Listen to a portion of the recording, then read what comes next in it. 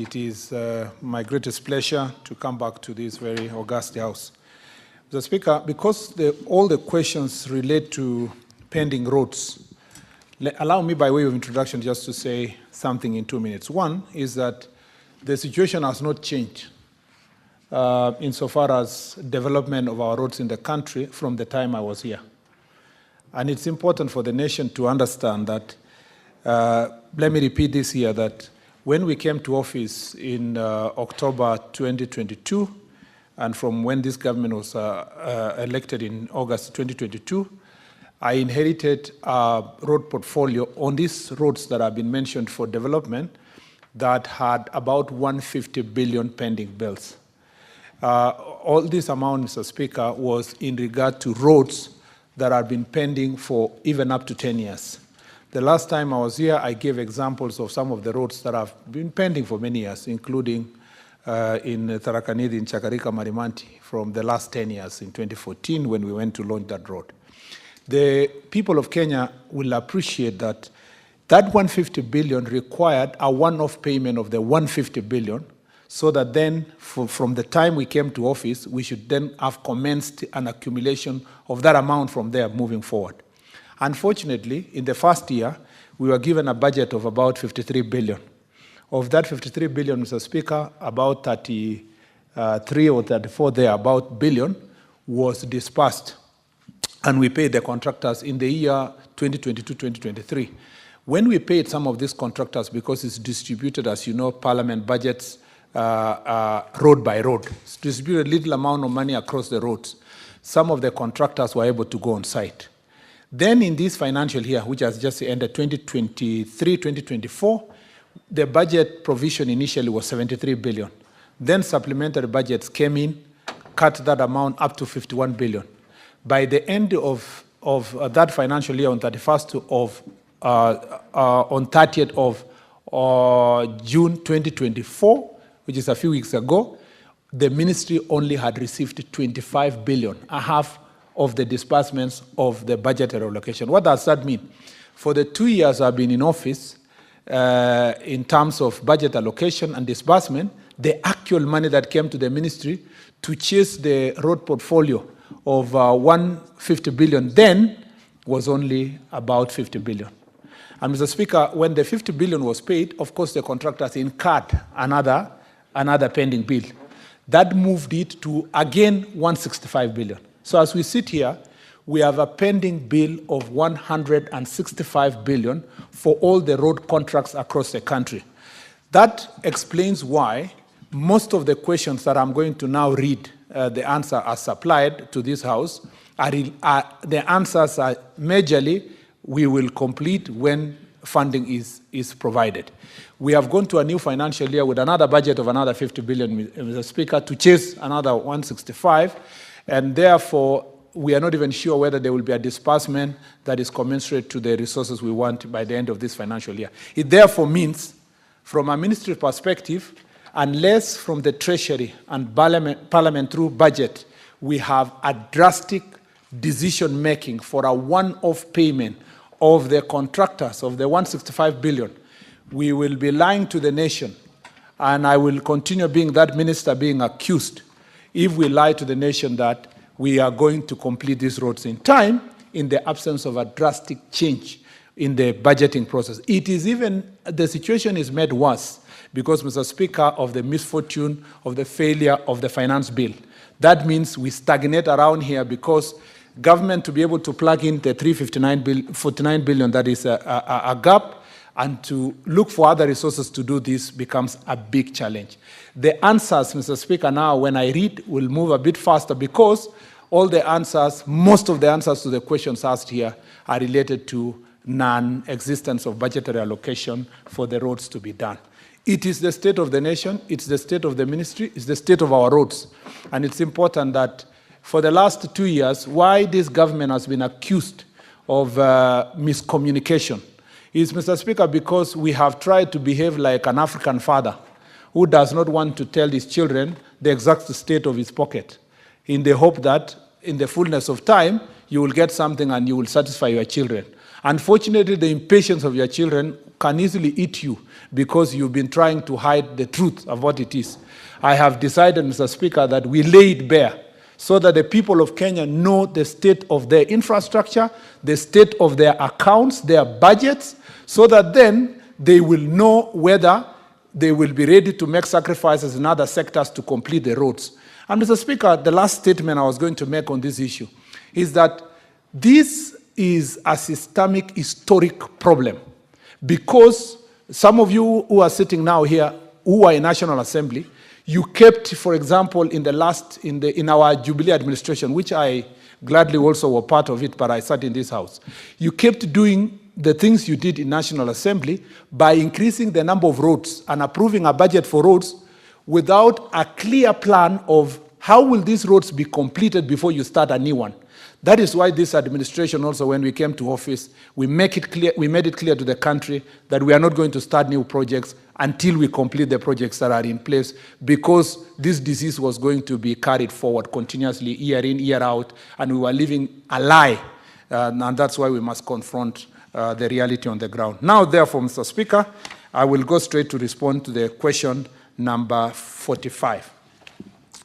Mr. Speaker, the delay in the completion of Wang-Arod Kamito Road and the Maseno-Kombewa Kalandini Road D245 and Maseno Town Roads RWC 119 projects were caused by the contractor's withdrawal from the site due to the severe financial distress from the accumulation of the pending bills. The current pending bill for this project is Kenya shillings 203 million shillings, 476,681.90 cents, and the allocated budget for the last financial year, which has just ended, has been exhausted with a payment of only 56 million shillings, 370,000. The budget for the project for this coming financial year, Mr. Speaker, is 70 million. You can see even the budget for this financial year coming is 70 million, still chasing the balance of the 203 million, which is the pending bill. Meanwhile, the ministry is engaging the contractor to prioritize maintenance work to ensure motorability at affected sections ahead of the full resumption of the works. Mr. Speaker, number 2, the delay in the completion of Bondo, Uyawi, Kibanga, Liunda Beach Road, which is C843 road project, is due to the contractor's withdrawal from the site, citing delays in payment of interim payment certificates for the certified works. Mr. Speaker, the ministry through KERA has engaged the contractor to resume works following partial payment on the previously owed amounts. The contractor has committed to mobilize and resume operations to ensure the project's completion as modalities are put in place to clear the outstanding amount of Kenya shillings 33,777,596.69 cents. In the last financial year, the contractor was paid 61,171,999 out of the allocated 70,800,000. And the ministry aims to clear the balance in the next tranche of disbursement from the National Treasury. The upgrading to bitumen standards and performance-based maintenance of the Gotnanga, Jera, Bar, Ober, D1853 road project is currently at 20% progress, with 2.35 kilometers of tarmac completed out of the contracted 12 kilometers. The project's delay was previously caused by inadequate budgetary allocation, leading to payment delays and the contractor's withdrawal from the site. The contractor has since resumed full operations following the payment of all the pending bills in November 2023. The project is anticipated to be completed in the financial year 2024-2025, this financial year, subject to the appraisal of the contractor's application for an extension of time. I thank you, Mr. Speaker. Thank you very much, Cabinet Secretary. We'll go straight to the next question, number 50 by Senator Mugeni Eric. Thank you, Mr. Speaker. I rise to ask question 050. One, CS, why are there no essential road safety features, including proper markings, signage, rumble strips, and speed bumps on the Metamayua, Mecheo, Chebingombe, Nyansiongo Road? Two, could the CS also explain the inordinate delay in completing the construction of the Nyagaita Bridge along the Metamaiwa-Mosovet-Kebirigo Road, which was commissioned 10 years ago? 3, could the CS explain what steps has the ministry taken to ensure the timely resolution of the aforementioned concerns by the people of the great county of Nyamira? Thank you, Mr. Speaker. Cabinet Secretary. Thank you, Mr. Speaker. I beg to respond as follows. Outstanding works remain on the project for the upgrading to bitumen standards and performance-based routine maintenance of the Kijauri, Nyansiongo, Raitigo, Metamaiwa Road. The contractor, China Far East Construction Group Limited, withdrew from the site due to severe financial distress from the significant amount owed by him, amounting to 856,981,424. I am cognizant of the fact that the outstanding works are critical for safe usage of the road and constitute installation of tertiary road features such as the road furniture, speed bumps, road markings, and signage. It is noteworthy that during road construction, the sequence of activities is such that the works start with the earthworks, followed by pavement works, and the tertiary features are attended to last. Unfortunately, the contractor in this case withdrew before carrying out the tertiary works as a result of the aforementioned financial distress. Mr. Speaker, this has become also a problem for us in the road safety side. The questions Kenya are asking, and then again, using this answer, it's across the country. Because all the roads which are pending are partially done, then and the sequencing of how to construct these roads requires that you finish first before you start road furniture and markings. Then the people of Kenya are suffering because, there are no bumps in the areas they are asking, there are no markings because the contractor is not on site and because the work has not been finished. So it's a double jeopardy when it comes to the question of you don't have the road completed and you don't have the safety on the road because of the markings.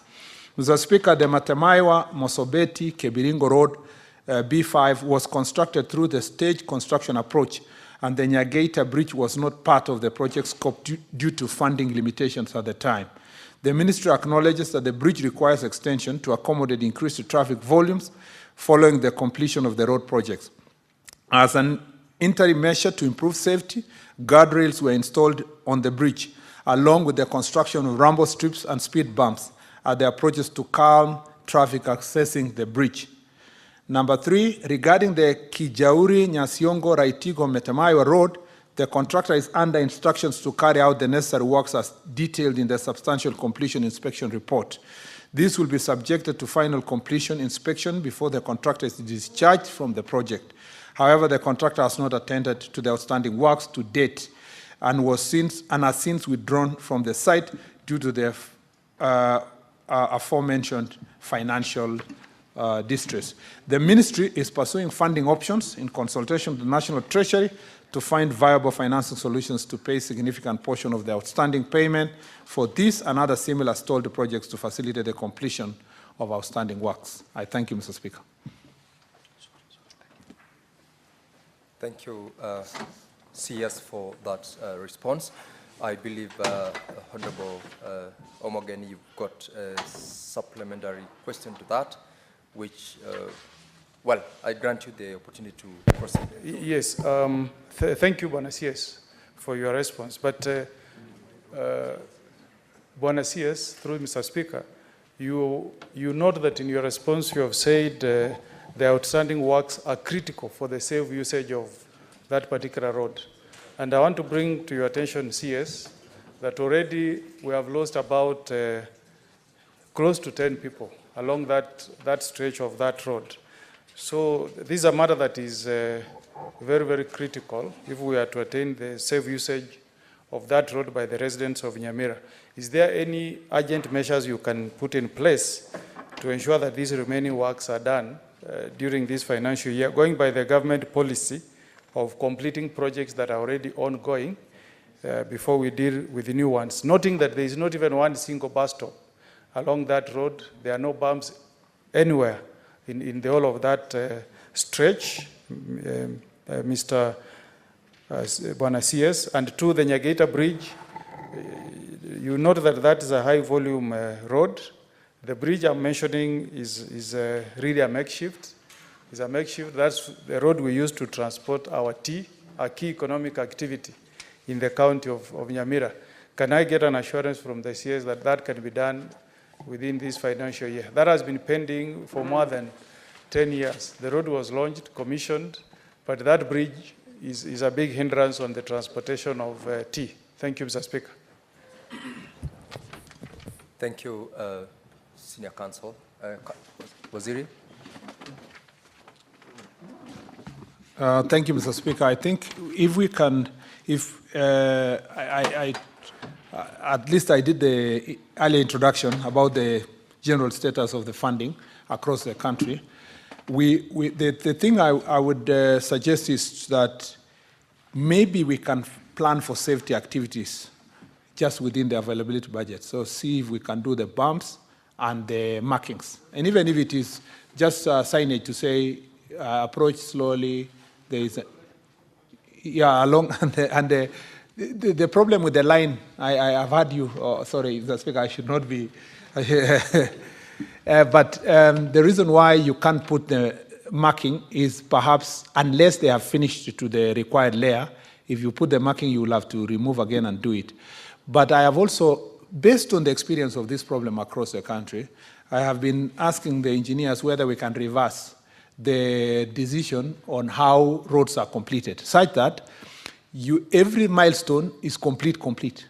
That means if you have 10 kilometers and a milestone is 1 kilometer at a given period, you do the 1 kilometer after markings, then 1 kilometer after marking. So that is, from a policy perspective, we think we should do that, considering now we have a long way to go to complete the remaining kilometers of roads based on the budgetary allocation. So we will look at that widely, but in the meantime, we will try to do some signage and perhaps bumps. On part of the bridge, let me see. There's something we're trying to do, Mr. Speaker. The reason why also maintenance money is becoming difficult to get ways of apportioning money from the road maintenance levy is because we have reached our limit. At the moment, our road network has increased by 61,000 kilometers from 2016.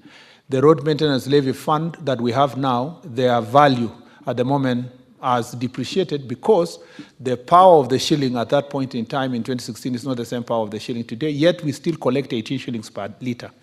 We had a very good public participation about increasing the road maintenance levy by 7 shillings so that at least we raise some money to do this maintenance, which is another problem across the country. Roads, for example, like Isibania to Kisii, the period for construction by the contractor to construct and maintain is now over. So it needs to be handed over to Kenya and a number of other roads that were constructed during the development partners. The people of Kenya have told us, yes, we want the roads, yes, you can get the money, but not at transferring the cost of the pump by 7 shillings up, because they don't want the cost of living, because fuel also creates a problem across the sector. So we are now sitting, because we finished the public participation on Monday, and go and sit together with the Petroleum Department to see, is there ways that some other levies or so forth can be foregone or something, so that we concentrate first on raising money for the roads. But as we do so, I think we will now see how we support your bridge. If we succeed in this endeavor, which I am hoping that we can do in 2 months or so, we will have additional resources a little bit, and we can save such bridges because of the danger and the problem it's causing the country. And I want to thank the senior counsel, my friend Senator Mogeni, because he's also been harassing me on the same issue in my office, and really, truly, it means this is something that means a lot to him and his constituents. I thank you, Mr. Speaker. Thank you, Cabinet Secretary. We'll take one supplementary question. Senator John Kinyo, is it in regards to this question? Okay, go ahead. Asanti Bwana Spika kwa kunipa fursa hii. Asanti waziri kwa kuja na kuweka maneno pariwanja kulingana na vile ambavyo wizara yako iko na mambo ya barabara. Lakini swali langu ni kwamba nimesikia ukisema ya kwamba ulikisia utapata shilingi bilioni 165, ukapata shilingi bilioni 50. Na kuna zile barabara ambazo zinatengenezwa. Bwana Waziri, unachagua vipi barabara ambayo utakayoitengeneza na ni gani ambayo hutaitengeneza? Ni masuala gani ambayo unaangalia? Ile ilianziwa kitambo, ile ambayo ina shughuli fulani, ama ni nini ambayo unaangazia? Kwa sababu nimesikia ukisema ya kwamba seneta wa kutoka Nyamira amekuwa akija kwako kwa ofisi. Mimi nimekuwa nikija kwako kwa ofisi. Najua maseneta wengi wamekuwa akija kwako kwa ofisi. Na hela ambazo uko nazo unasema hazitoshi. Sijui ni mbinu gani unatumia, ni kusema ya kwamba utatengeneza barabara moja katika sehemu ya Laikipia, ile nyingine utatengeneza katika sehemu ya Nyeri, ama ni yule ambaye atakaye kuja kwa ofisi yako mara nyingi, ama ni yule atakaye kupigia simu mara nyingi, ama ni rafiki yako, ama sijui niseme namna gani, lakini nataka utuelezee. Na nashukuru kwa sababu umeweka mambo pariwanja vile ambavyo Wakenya wangetaka, ndio wajue ya kwamba hela ambazo uko nazo na unazitumia vipi. Nashukuru Bwana Spika. Asante Senator. Yes. Bwana Spika, ningependa kusema kwanza kwamba katika bajeti ya barabara uwezo haiko katika mikono peke yake ya wizara. Bajeti inafanywa ama inapitishwa na bunge la kitaifa. Na wakati tunapitisha hiyo bajeti, Bwana Spika, hiyo bajeti inakuja kama tayari iko na hela zote, barabara gani itapewa hela ngapi. Kwa kimombo wanaita itemized budget. Wakati bajeti inapitishwa kama ile ilipitishwa hapo majuzi, ile schedule ambayo inapitisha ama ile daftari inaonyesha pesa zenye zinatumika, tayari inaweka barabara zote, kila barabara pesa zake. Ukiona zile barabara nilisoma hapo awali, nilionyesha wazi kwamba barabara fulani ilikuwa na bajeti kiasi hii, barabara fulani iko na bajeti kiasi hii, kiasi kwamba hata wakati huu, wakati hiyo schedule itakapotolewa kutoka treasury, pengine muda wote kutoka sasa, kila Mkenya atakuwa na uwezo ya kuangalia ni pesa ngapi iko kwa barabara yenye iko katika sehemu ama kaunti fulani. Ya swali la Mheshimiwa Kinyua, ile la kwanza ni la maana sana, lakini pia ni la kisiasa. Kisiasa kiasi it's a political decision. It's a policy political decision. Kwa sababu Mr. Speaker, kwa kuchanganya lugha, ni kwamba saa hizi ukisimama hapa useme katika wizara, kwa sababu tumepewa tu 58% ya ile fedha tunahitaji kumaliza barabara. Wacha niamue leo tuanzie Elgeyo Marakwet, tumalize barabara za Elgeyo Marakwet mwaka huu, ndio mwaka kesho tuende za Nyeri, alafu tuende ya Garissa. Kutakuwa na mvurutano kubwa sana katika taifa. Ndiposa unaona katika bajeti, hata katika bunge, kila mtu anapewa kidogo kidogo, kwa sababu ile milestone ifanywe katika kila step ya kila barabara. Kwa hivyo, allow me to repeat this, Mr. Speaker, in English, that many Kenyans are saying, why don't you take the little money? This year we are getting 25 billion out of we got last financial year, we got 25 billion out of a budget at 51 billion, out of a need of a pending bill of 165 billion. So the people of Kenya are saying, yes, you need 165, but why don't you take the 25 billion, finish Rironi Road from Wayaki to Rironi, and complete the interchanges, and they pay the contractor, or finish this road and do this. Mr. Speaker, that decision is not tenable politically for so many leaders and parliament itself when they are doing budget, because they want to make sure that every part of the country, their contractor is taking steps. The second and most difficult problem is that if you do not make an attempt to continue paying the contractors, the problem that will come in is that you are worsening the interest, okay? And some contractors will leave now site completely, and they will take action, legal action against the ministry and the agency. Therefore, to return them will become difficult. So for the 2 years, I have become a negotiator of some sort, at least thanks to my political and legal training. I have to call a contractor and say, we are paying you 20% of your required amount, but please go to site. we will try our best to make a case. And we are still doing so, and we believe that perhaps before the end of this year, we will have made a step to solve this problem. Mr. Speaker, if I may, I know it's not within my purview, if I may request, because all the questions are almost the same on the roads, if we, with your indulgence, if we would answer all the questions asked in the book, and then all supplementary questions come once, it may be useful so that we can combine those that are similar. I thank you, Mr. Speaker. Very well, Cabinet Secretary. But before we proceed to the next question, Senator Beatrice Ogola, my apologies, we did not give you an opportunity to ask a supplementary question on question number 45. Do you have a supplementary question on Senator Oburu's? Thank you, Honorable Speaker, and thank you for making that consideration. My supplementary question, based on the questions that the Honorable Dr. Oburu asked, were on the timelines. But I remember the CS had mentioned some timelines on the two questions. But my other concern, CS, is that you've talked about the inadequacies with our finances, which we all know. Then what happens then with the massive problems we have on our roads after the massive floods that just ended? That is now a general question, but it points to the inadequate finances you are talking about, and yet all over the country, not specific to Siaya now, we have broken roads after the floods. Thank you. Cabinet Secretary.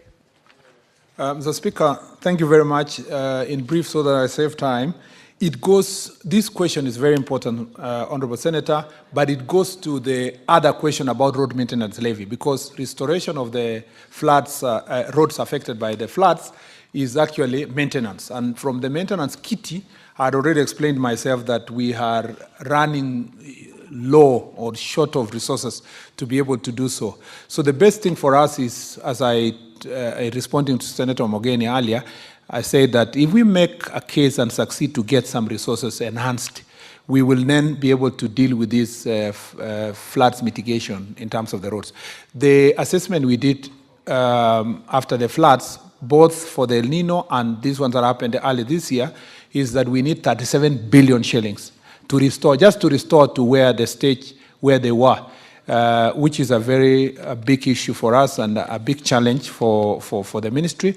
But that will be resolved a little bit or mitigated a little bit if we were going to get something from an enhanced road maintenance levy collection. Thank you, Cabinet Secretary. We go to the next question, question number 58 by Senator Professor Tom Ojenda. Thank you, Mr. Speaker. Question number 58, addressed to the Cabinet Secretary Roads and Transport, is on Kenya Airways. Specifically, Mr. Speaker, to what extent is the government's involvement in the operational matters of KQ, specifically regarding the protection and welfare of staff? Part B, could the Cabinet Secretary provide details of KQ staff that have lost their employment as a result of redundancies and retrenchment since 2010, and explain what necessitated the workforce reductions? Part C, was the procedure followed during the exercise lawful, and could the CS indicate whether all benefits due to the affected staff have or were paid?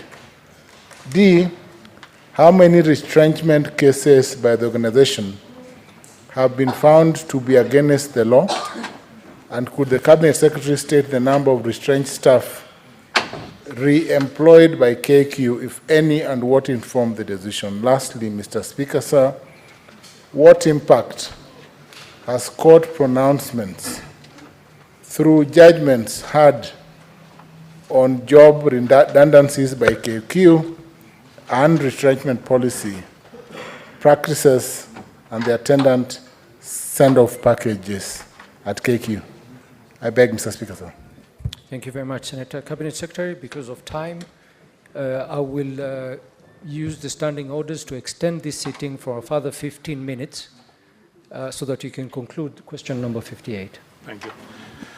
Mr. Speaker, let me say that unfortunately, I may not be able to meet the expectations of the senior counsel and honorable senator because the government of Kenya holds a significant stake in Kenya Airways, approximately 48.9% of the shares.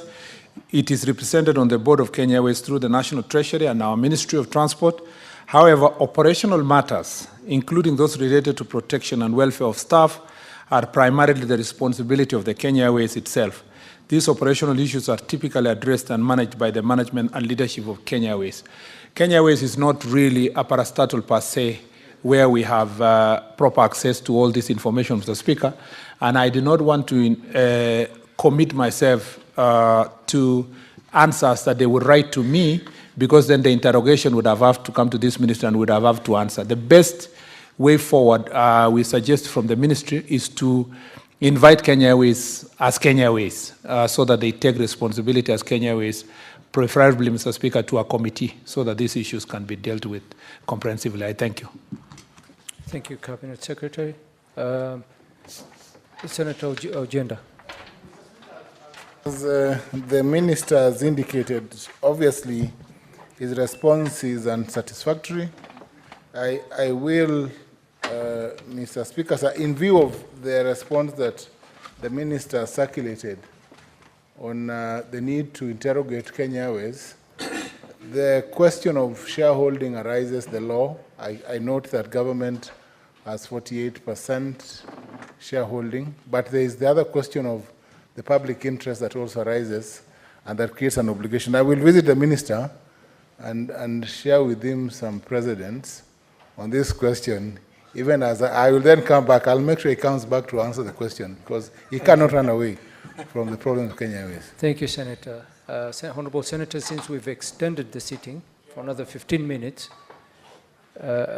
Senator Munyihaji, we are not taking any supplementary questions at the moment. We'll take supplementary questions at the end. That's what we've agreed. We are going to the next question. There's no point of order. Senator Osoti. Sorry? What is your point of order? Mr. Speaker, you know we have so many questions to ask the Cabinet Secretary, and the time is very limited. I am seeing a situation where the Cabinet Secretary is taking too much time trying to explain, and yet he has a written response. So I think he will save on time if he focuses on the written response, and then we can create time for supplementary questions. Correct. Senator Osotsi, the Cabinet Secretary has not actually spent a lot of time on the written response. He's been actually very brief. So anyways, because of time, let's go to the next question, which is actually raised by you, Senator Osotsi. If you could ask question number 59, so that we can proceed. Thank you, Mr. Speaker, and thank you, the Cabinet Secretary, for appearing to answer my question. I want to ask question number 59, and it reads, could the Cabinet Secretary provide the criteria used by the Kenya Rural Roads Authority, KERA, in the allocation of funds to counties for the period April to June 2024, and explain why only 4 counties, including Vihiga County and Garissa County, where you come from, Mr. Speaker, were left out in the allocation. Number 2, what measures have been put in place by the ministry to ensure that KERA funds are not misappropriated through skewed procurement and political interference in the awarding of road construction contract? And this, Mr. Speaker, mainly touches on the 10% and 22%. Number 3, what steps is the ministry taking to eliminate duplicity in awarding contracts for the construction and maintenance of rural roads and avert misappropriation of funds? Thank you, Mr. Speaker. Cabinet Secretary. Mr. Speaker, I beg to respond as follows. The allocation of funds to counties is defined by the provisions of the Kenya Roads Act 2007, where 22% of the roads maintenance levy fund is allocated for the maintenance of constituency roads and the 10% for maintenance of link roads between constituencies. These allocations are shared equally across all the 290 constituencies in the 47 counties, with variations only resulting from the number of constituencies per county. Consequently, the funds disbursed to counties in the period in question constituted a second tranche of the 10% of road maintenance levy fund allocation shared equally as outlined above. Vihiga County received 20 million in this tranche, being 44 million per constituency. Enclosed are the details of the allocations to each county for 10% RMLF as Appendix 1 and 22% RMLF as Appendix 2. The allocation for maintenance under the development budget is mainly guided by Parliament in the allocation of public participation initiatives and other pressing emergencies that Parliament may consider necessary. The Ministry may allocate development funds for maintenance based on critical areas to be addressed, such as mitigation against the flood damage and other emergency interventions. Due to limited budget ceiling available to the State Department of Roads, KERA is unable to allocate funds to all critical areas. Allocated funds should be enough to address the particular challenge and realize value for money, as a thin spread funds would result in ineffective allocation with little to show from the spread. The procurement of roadworks in KERA, number 2, the procurement of roadworks in KERA adheres to the Public Procurement and Asset Disposals Act, PPDA 2015, as amended in 2022, including PPDA regulations of 2020. Key controls in line with PPDA 2015 include open tendering for the roadworks, restricted tendering through a pre-qualified list, publishing all tenders on the authority's website and the Public Procurement Information Portal, PPIP, strict adherence to awarding at least 30% of the contracts to special groups in line with ACPO. 3, to prevent duplicity in roadworks, the Ministry undertakes several measures. A, sharing annual roadworks program with all relevant agencies, including county governments. B, ensuring adequate consultation with county governments when roads under their purview are prioritized by the Constituency Roads Committee for maintenance works and entering into memorandum of understanding as applicable. C, notifying the public through various platforms, including media channels and public boards, about ongoing project scope of works, and contractor details and other salient information. Number D is conducting internal audit and rigorous quality control measures, including material testing, to ensure that there is value for money. And E, collaborating with statutory and regulatory entities responsible for oversight and monitoring of roadworks, including technical auditors, parliamentary committees, and the Office of Auditor General, to ensure prudent utilization of public resources. I thank you, Mr. Speaker. Senator Osotsi, supplementary question. Thank you, Cabinet Secretary, for your answer. But looking at the first part of the question, which talks about the allocation of funds to the counties between April and June 2024, the Cabinet Secretary is a bit general on this matter. I would have thought that he will bring a list of all the counties and what was allocated. Because the list I have, it indicates that money for the maintenance of road, and this is outside the RMLF, that was allocated within that period, 4 counties, including Vihiga County and your county, Mr. Speaker, were left out. So this is the list I would wish the Cabinet Secretary to make reference to, and not the roads maintenance levy fund, which, as we know, it is at 22%, and also the 10%, which is for maintenance of roads that link constituencies. So I'm referring to that listing of funds which were given to the counties between April and June. That indicates that my county got nil. Number 2, the answers to question 2 and 3, Mr. Speaker, that is the That is the best case scenario. But Mr. Speaker, we know that the carer funds, which are under the management of members of parliament, are misappropriated. And that's a fact. And this is something that we discussed the whole of last week and this week. The 22% and the 10%. So the answer there, as much as it looks very good, but the situation on the ground, vitu kwa ground, is different. Number 3, Mr. Speaker, the issue of duplicity in road maintenance and construction. This is a serious problem, Mr. Speaker, that county puts money on a road, the member of parliament puts the money on that same road, and in some places even the MCA, the same road, and the carer, the same road. And you end up having a situation where public money is misused. So the answer given by the cabinet secretary to me is not adequate, and the cabinet secretary needs to go on the ground to get the real facts about this problem, which we all know as senators. It's happening in our counties. So, Mr. Speaker, the answers given by the cabinet secretary is very inadequate. Thank you, and sir. I expected that the cabinet secretary, having been a senator in this house, would respond very well to question number 2 and number 3.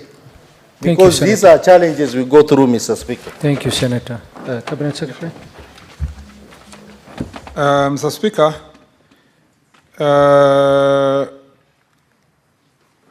first of all, the truth is that every constituency gets enough, the same money from carer, exactly the same. Last year, last financial year, 62 million for every constituency in the Republic, because the law itself, the Kenya Road Sports Act 207, Section 6, makes it mandatory to that it be shared equally across the country. So Vihiga gets its fair share of its constituency. How it is advertised is different for every constituency at different time, depending on the constituency roads committees, meetings, and so forth. So you would have picked the period, under the answer I gave, you picked a period where there was an advert going out for that county with many other counties across the country in relation to that only figure. But cumulatively, when you finish the financial year, depending on how the planning was done for every constituency, it will eventually lead to 62 million shillings. Number 2, Mr. Speaker, I don't think it is, the last time I was in this house before I left, and I still think it is the same, it is not right to impute improper motive to the other chamber. It is for the committee and good working relationship with 2 chambers of parliament. It is important not to generalize a debate about National Assembly and the Senate. And therefore, because, Mr. Speaker, even when my eyes are thrown around the House, I see 3 former members of National Assembly who managed constituencies and worked with the Constituency Roads Committee, Honorable Omenen, Honorable Tobiko, Honorable Gisang. All of them have a good history about how the carer works with constituencies. And Honorable Abbas also is here. So by and large, and as we progress, there are more people who are coming from National Assembly to work here, and there are people who live here to find themselves in National Assembly, and I know a number of them when we work together, and then others who become governors, as I suspect the honorable member is one of the suspects. So, Mr. Speaker, Mr. Speaker, this kind of arrangement requires us to make sure that we find our ways. In fact, Mr. Speaker, when I came here first to this chamber, I used to have a problem with CDF and money going to constituency.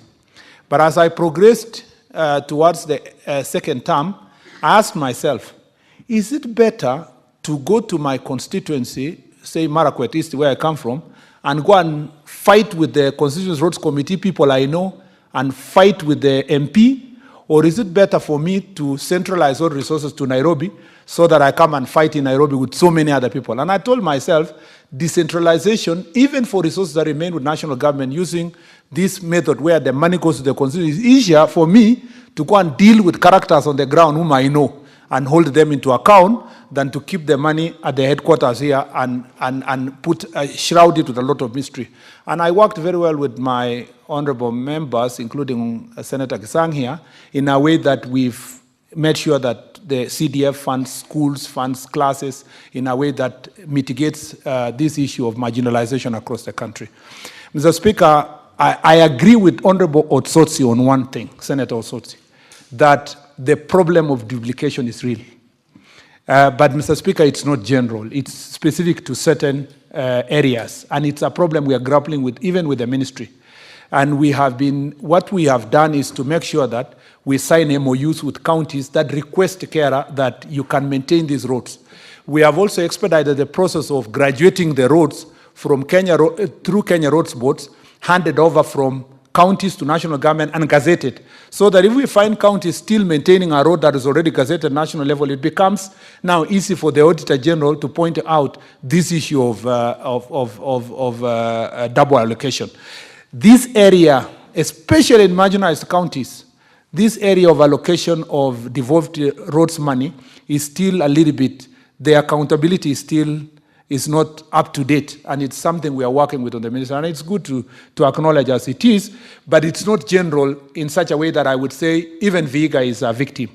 What Senator Osotsi can help me do is that in cases where there is an actual evidence that this is happening in this place, he can give me the information, even if it is not publicly, privately, because I don't need to fight with the MP. The regional manager or the regional director of the agency carer, we will hold him into account. I don't know the MP and I don't know the committees that are happening there. Eventually, the responsibility is with the regional director, and that's the person I will hold into account, that the money is allocated to where they have told us it's allocated. I thank you, Mr. Speaker. Thank you very much, CS. Next question, question number 58 by Senator Professor Tom Ojenda.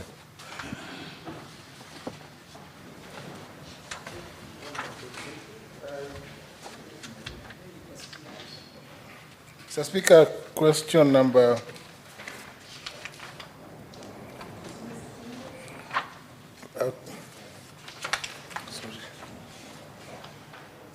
question number 61 to the CS Cabinet Secretary, Roads and Transport.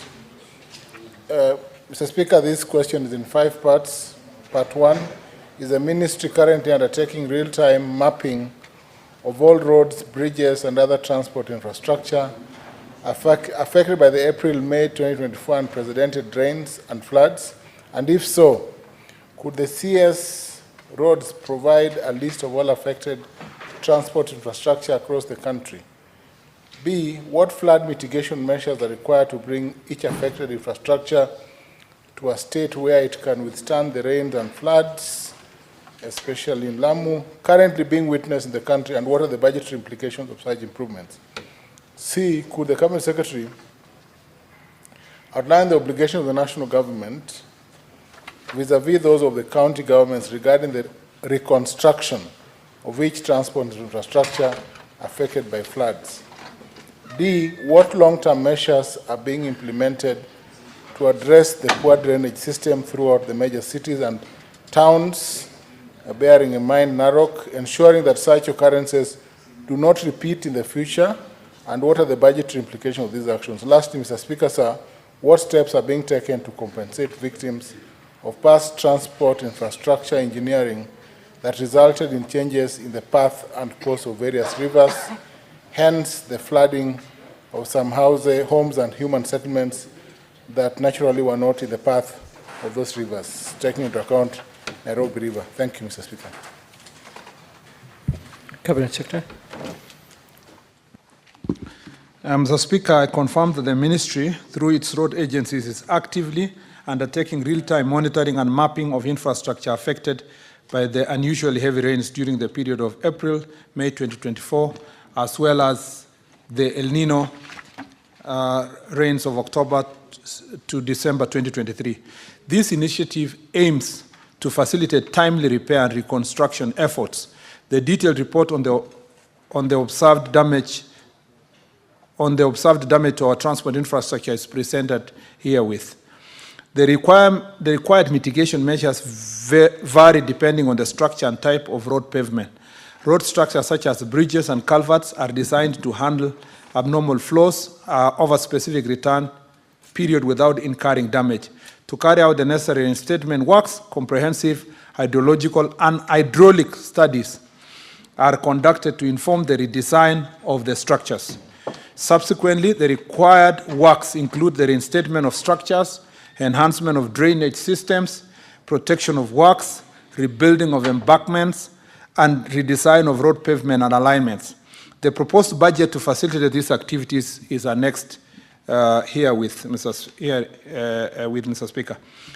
Mr. Speaker, sir, according to fourth schedule of the Constitution, the national government is responsible for the construction and operation of national trunk roads and set standards of construction and maintenance of roads by both national and county government.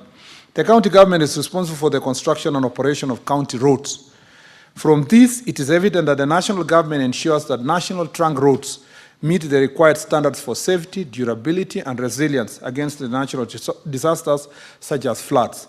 In setting standards for counties, the national government provides technical expertise, guidance on materials, construction methods, and maintenance practices to be followed by county governments. The county government, on the other hand, ensures accessibility and maintains roads to passable and safe for all users. Both levels of government must collaborate in assessing and planning the reconstruction and infrastructure affected by floods and instituting flood mitigation measures. Number 4, the ministry is currently reviewing its road design manuals to incorporate flood mitigation design principles, ensuring more resilient infrastructure capable of withstanding climate change challenges. The securing of waterways is ongoing to support this very important initiative.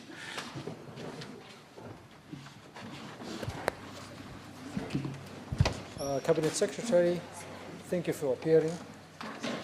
Just as a point of information, the SPC has indicated that the remaining questions shall be deferred to next week. So I hope we will have you again. That's how much we like you, Cabinet Secretary. Thank you. We'll have you again next week to appear in this House. Honorable Senators, it is now 1:15 p.m. Having concluded the business of which I extended the hours of sitting pursuant to Standing Order